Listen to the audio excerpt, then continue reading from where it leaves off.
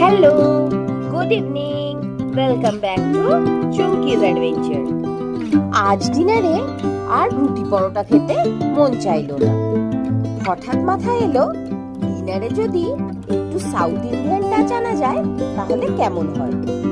তাই বানিয়ে ফেললাম নরম তুলতুলে ইডলি, সাথে গরম গরম সাম্বার আর ফ্রেশ ঘরে বানানো নারকেল চাটনি। সাদামাটা অথচ কি অপূর্ব স্বাদ। নতুন কিছু খাওয়ার ইচ্ছে আর একটু অন্যরকম অনুভূতির জন্য এই ডিনার একদম পারফেক্ট।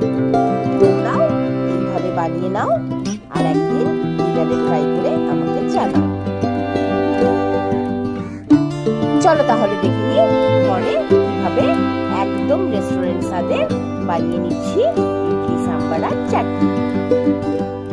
ইডলির ব্যাটারটা বানাতে আমি নিয়েছি রেডিমেড রাইস ইডলি মিক্স।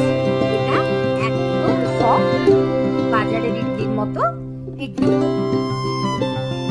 ঝামেলাও কম, সময়ও লাগে খুব অল্প। সঙ্গে নিয়েছি নুন, এক বাটি টক দই রাইসটাকে ফার্মেন্ট করবার জন্য,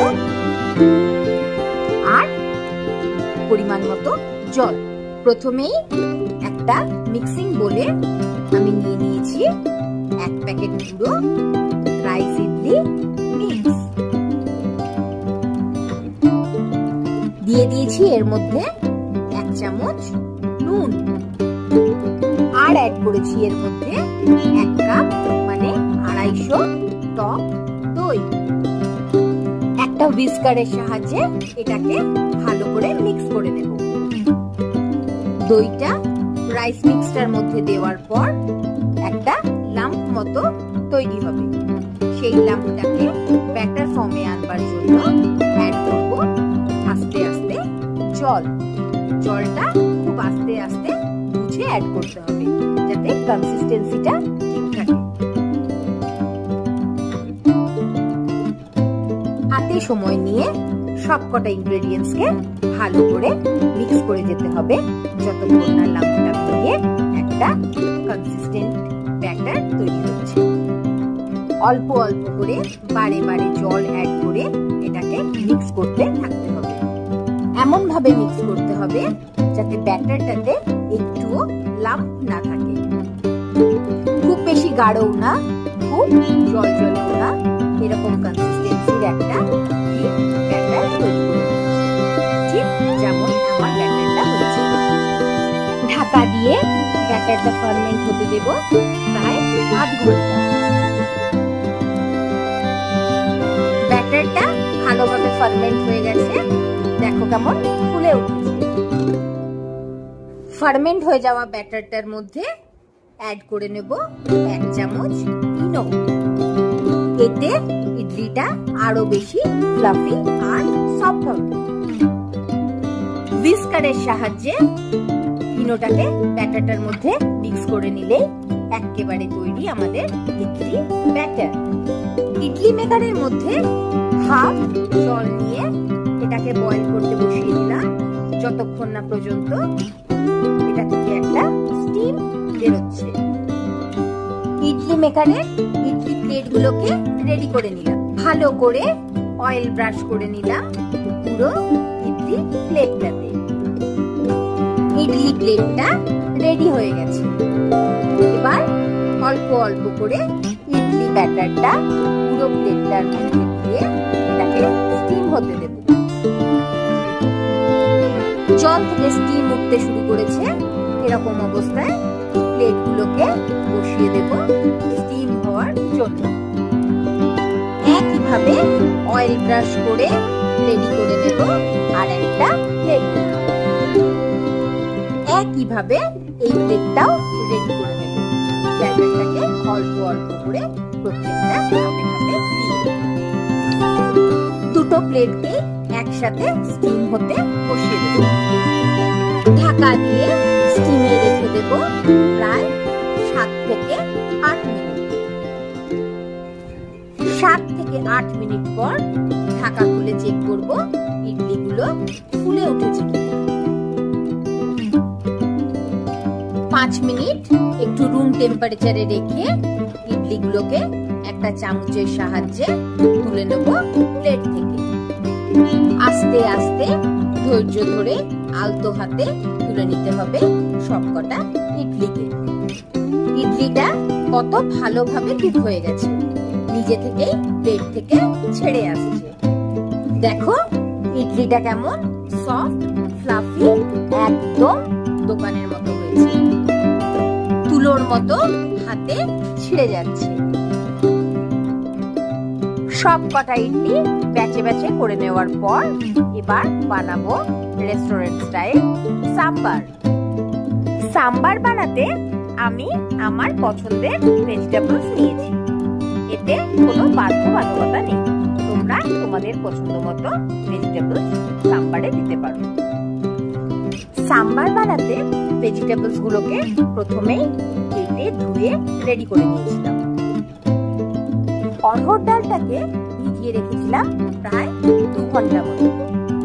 নিয়েছিলাম ফ্রেশ কারি পাতা, সামান্য ধনে পাতা কুচি, নিয়েছিলাম চিনি, তেঁতুলটাকে ভিজিয়ে রেখে নিয়েছিলাম তেঁতুলের পাল্পটা, ফোড়নের জন্য নিয়েছিলাম সরষে, মেথি আর নুন, আরো নিয়েছিলাম বাজারের কেনা সাম্বার মশলা, নিয়েছিলাম তেল, নুন আর হলুদ। সাম্বার বানাতে প্রথমেই নিয়েছি প্যানে 2 চামচ তেল। তেলটা একটু গরম করে নিয়ে এর মধ্যে অ্যাড করেছি বড় চামচের 1 চামচ সরষে আর হাফ চামচ মেথি, আর ফোড়নের মধ্যে দিয়েছি হাফ চামচ হিং, দিয়ে দিয়েছি এর মধ্যে ধুয়ে রাখা ফ্রেশ কারি পাতা। ভালো করে তেলের মধ্যে নাড়াতে থাকবো ফ্লাটারিং হওয়া অবধি।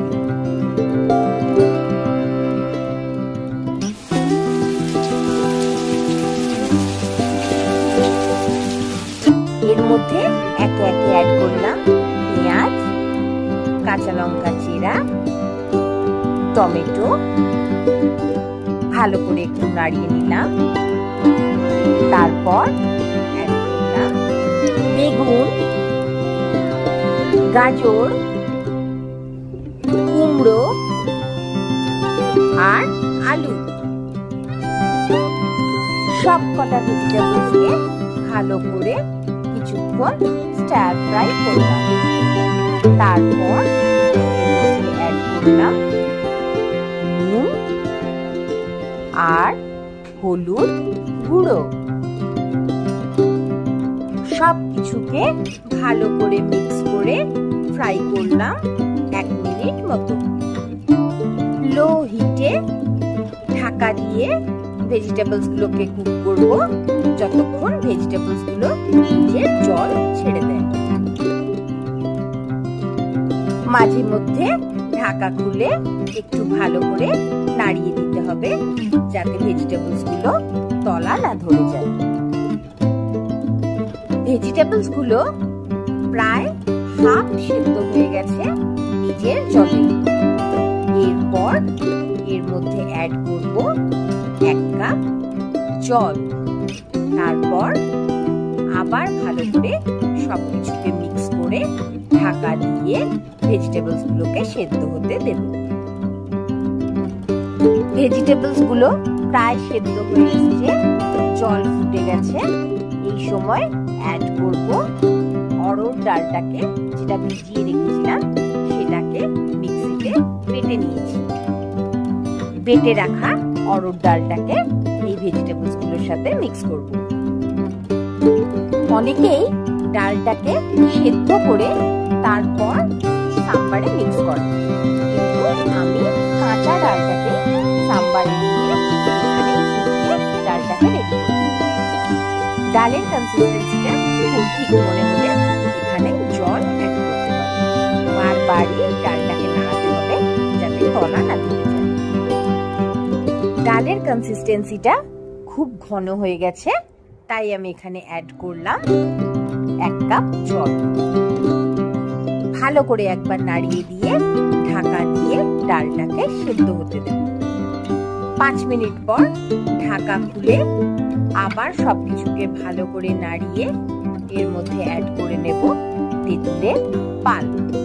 তেঁতুলটাকে আগে থেকে ভিজিয়ে রেখে চটকে আমি তেঁতুলের পালটা বার করে নিয়েছিলাম। তেঁতুলের টকটাকে ব্যালেন্স করবার জন্য আমি এখানে অ্যাড করেছিলাম 2 চামচ চিনি। তোমরা কতটা টক খেতে প্রেফার করবে সেই অনুযায়ী তোমরা তেঁতুলটা আর চিনিটা অ্যাড করবে। তেঁতুলটা দিয়ে ডালটা একদম ফুটে গেছে, ডাল গাঢ় হয়ে এসছে। এই পর্যায়ে নুন মিষ্টিটা চেক করে অ্যাড করে দিতে হবে বড় চামচের 3 চামচ সাম্বার মশলা। ভালো করে সাম্বার মশলাটাকে ডালের সাথে মিক্স করে আবার ফুটতে হবে 10 মিনিট। তোমরা তোমাদের টেস্ট অনুযায়ী ডালের কনসিস্টেন্সিটা রেগুলেট করো।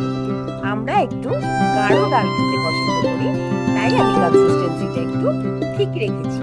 রেস্টুরেন্টের মতো করতে হলে আর একটু জল দিয়ে পাতলা করে দিতে হবে। সাম্বার ডাল একেবারে রেডি। এই সময় অল্প ধনেপাতা কুচি দিয়ে ইন্ডাকশনটা বন্ধ করে ঢাকা দিয়ে রেখে দেবো প্রায় 15 মিনিট। সাম্বার ডাল একেবারে রেডি। অসম্ভব সুন্দর একটা স্মেল আসছে। এই ডালটা ইডলি ধোসা ছাড়া ভাত রুটি পরোটার সাথেও খুব ভালো যাবে। একবার ট্রাই করে দেখুন। এবার বানিয়ে নেব কোকোনাট চাটনি। এই চাটনিটা আমার মিক্স অ্যান্ড ম্যাচ চাটনি। চাটনিটা বানাতে প্রথমেই একটা মিক্সার জারে নিয়েছি অনেকটা পরিমাণ ধনেপাতা, দিয়েছি এর মধ্যে কিছুটা নারকেল কাটা,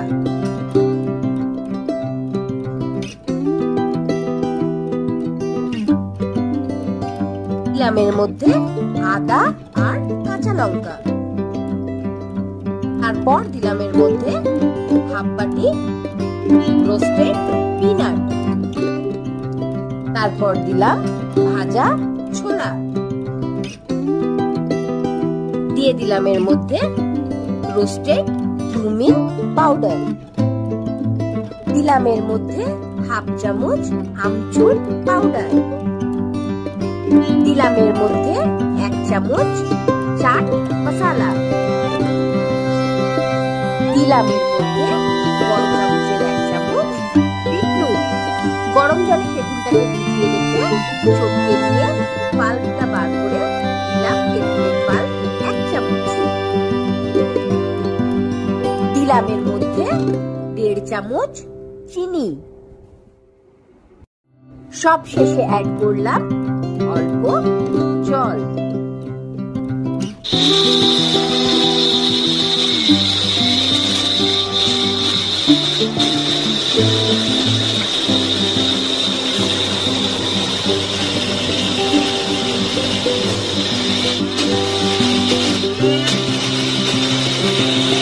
মিক্সিতে একটা স্মুথ পেস্ট বানিয়ে নিলাম।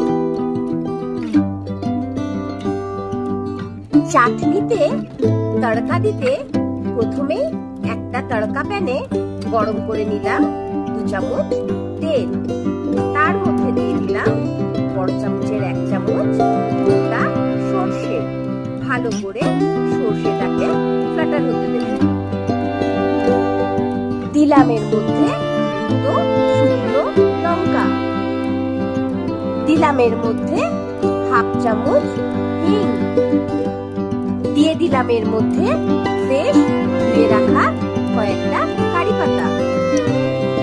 ভালো করে বাবলস এসে গেলে তড়কাটা অ্যাড করে নেব চাটনিটার মধ্যে। তড়কাটাকে ভালো করে চাটনির মধ্যে মিশিয়ে নিলেই তৈরি হয়ে যাবে আমাদের গ্রিন কোকোনাট চাটনি। রেস্টুরেন্ট স্টাইল ইডলি সাম্বার চাটনি একদম রেডি। আমি গ্যারান্টি দিয়ে বলতে পারি এইভাবে বাড়িতে ইডলি সাম্বার চাটনি বানালে যে কোনো বড় বড় রেস্টুরেন্টেও এই টেস্ট হার মানাবে। বাড়িতে বানিয়ে ট্রাই করে আমাকে অবশ্যই জানিও ভিডিওটা কেমন লাগলো। ভালো লাগলে একটা লাইক, শেয়ার, কমেন্ট আর হ্যাঁ, সাবস্ক্রাইব আর বেল আইকনটা প্রেস করতে ভুলো না কিন্তু। টাটা, খুব তাড়াতাড়ি দেখা হবে নতুন একটা ব্লগ।